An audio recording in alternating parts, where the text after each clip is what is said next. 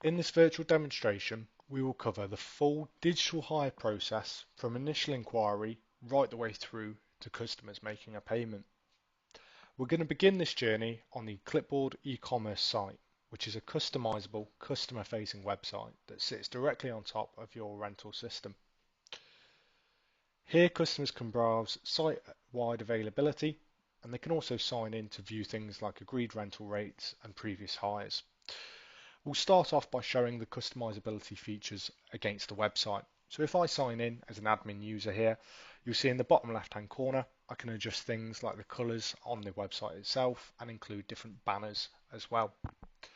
If I head into my admins area, you'll be able to see I can filter the site-wide data via a date range. I'm just going to look at this year for myself. I can also see things as well on our sales graph of the different revenue that's been brought in through different hires placed. With our statistic pods, we can see things like average revenue or total revenue by order. We can also see with our leaderboards feature a breakdown of which assets are earning what revenue through website orders, our top customers, and also top products in customers' baskets as it sits today. If I head back to the site itself, you'll also be able to see all of the different products you've added into your OnRent Go system displayed across the top as different categories. I can then head into a specific type of item and see the pricing I've got associated for my account. We can also hide this pricing if you set the e-commerce site up in brochure mode. When I click into an item, I'll see the retrospective pricing on the right. I'll also see a few accessory items that might go along with this piece of equipment. I'll have the option to choose my hire period for when I need this equipment for. From here, I can then choose whether I'm click and collecting it from in-store or whether I'm requesting a delivery of the item as well. You'll see those accessories will then pop up as my optional and safety items. We can choose whether these are mandatory or optional for customers based on your system settings. If I head to my basket, you will then be able to see I've got the option here to add any specific notes against this item for the hire team to review. If I check out in the bottom right, I'll then be given the option to either add a new delivery address or use a pre-existing delivery address. I'm just going to use a pre-existing one here.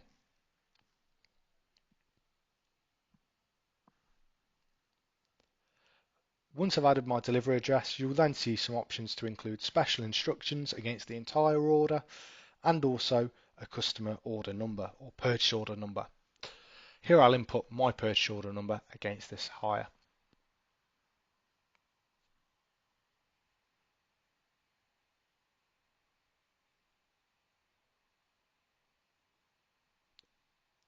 I can then save this as a quote, or I can place this as an order. If I save it as a quote, I might be able to share it internally with other team members before confirming the order via the website.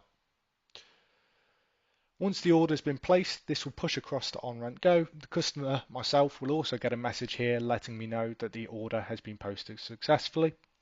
As a customer, I do also have the option to go and review any of the orders I've put through the website. So you'll see here, if I click at the top, I can go and view all of the previous orders. I can even get the details right down to the items that were requested on the order as well. I'll head back into OnRent Go now and show you how this looks within the application.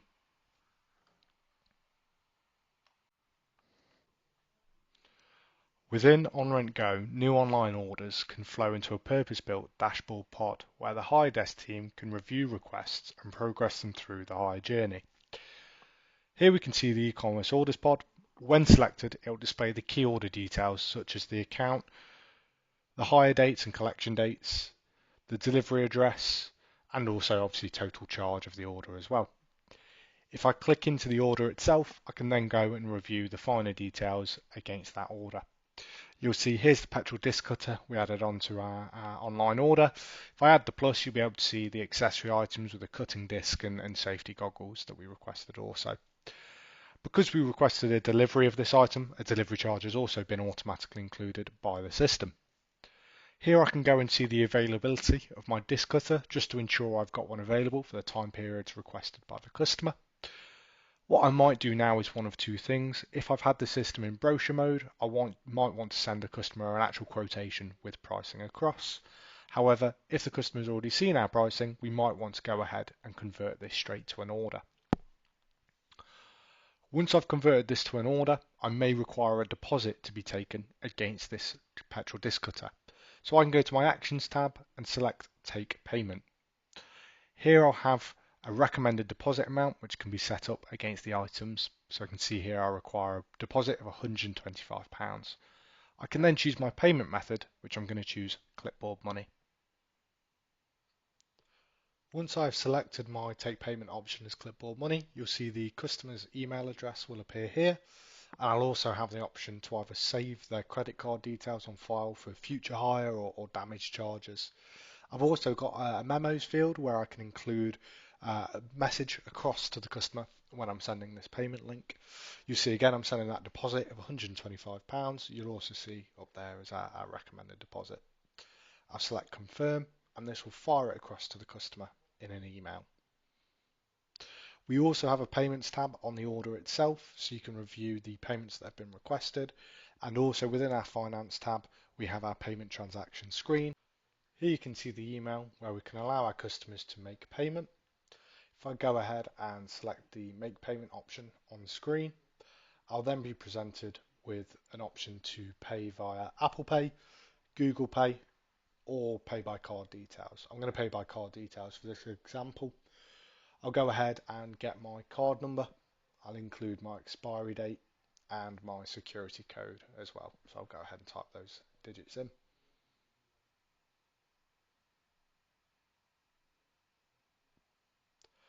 I'll also include the name on the card and an additional billing address as well. So I'll choose United Kingdom and include the billing address of my company.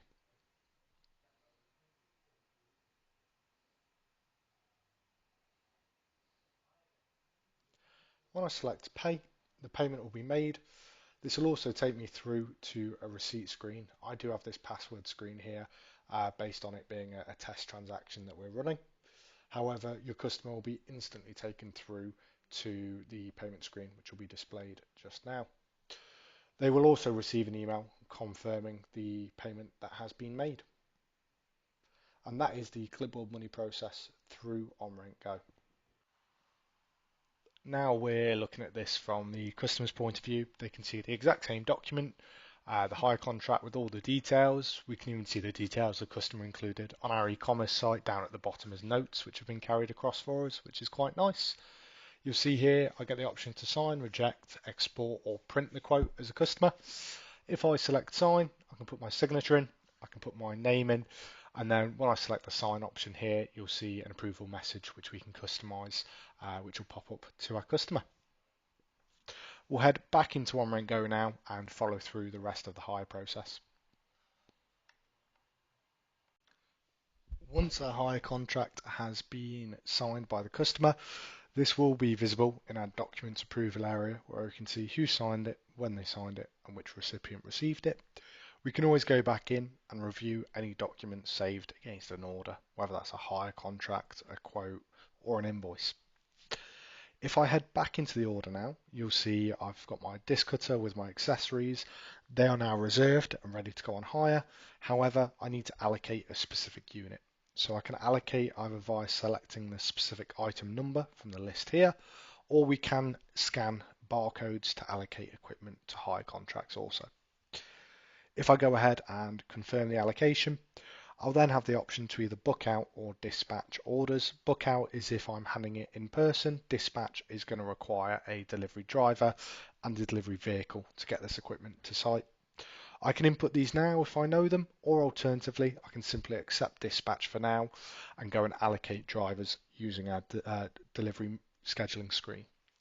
A delivery note will be presented and we can print this off to hand to a driver in person if we'd like to.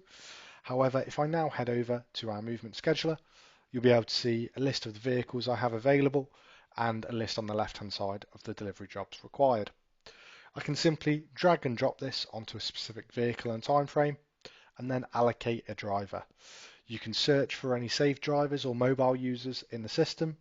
Once I select my driver, this will then be pushed through to his mobile device. We'll now look through the driver's perspective. My driver can access the system via a smartphone or a tablet device where he can have a shortcutted version of the system set up. Once selected, it'll ask him to sign in. He can either type his email and password in or sign in with Face ID like I've done here.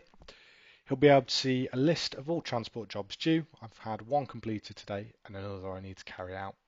I can select the address information to bring me through to Google Maps should I wish. I can then click on the delivery ticket when I arrive to site. It will show a list of all the equipment that I am delivering, and at the top I'll have the option to sign. I can then go ahead and request the customer's name and turn the device around for a signature. Once I've taken the signature, I can scroll down and see a list of equipment I'm taking. I can also show and add any notes to this delivery as well. So for example, this item's been left with Louis. Once accepted, you'll be able to see as well there are required images, so if I try and sign this order it's not going to let me before I take an image. So I've got a top-down image of a tool required. So if I go ahead and capture the image, you'll be able to see I'll be able to take this straight through to the camera on my device, snap a photo here of my Lego excavator, select OK, and that will add that to this transport ticket. Once I've done that, I can select sign. That will put all of the information back onto that ticket for me. And then as a driver, I can either email this from the top of my screen here, or alternatively, I can leave it to the back office to automatically send that out. What we'll do is take a look at this now back in the main system and show how we can manage that delivery ticket from there. Now we're back on the transport screen on Rank Go. You'll see my delivery has changed from a purple colour to yellow, showing me that that delivery has actually been confirmed by the driver as complete. I can click into the order itself, see a list of all the items the driver has taken to site, the notes that the driver took, and any of those required images as well with a timestamp against it. I can also see the location, and this is the geolocation of where the driver actually was when he got the document signed for as well, so we can show he was on site at the time of signing the document. I can also see if I head back into OnRent Go here, obviously which person on site signed it via Louis in the right hand side there. And I can also go ahead and reprint that delivery ticket should I want to email that over to a customer or if I have any queries around deliveries. If I go back to the order now, we'll be able to see those item statuses have changed to on rent, and we'll now go through the invoicing process. We'll raise what we call a month-end invoice here. So I'll head over to my invoice runs and start filling out the criteria required. So I can include a name, so I'm just going to call this one month-end. I can include a invoice up to date, so I'm just going to do right up until the end of this month. I can include a description. I can select which depots I'm invoicing for if I've got multiple locations, and I can segregate my invoices via run codes should I wish. I can also invoice just a specific account, which is what I'm going to do here for East Midlands groundwork.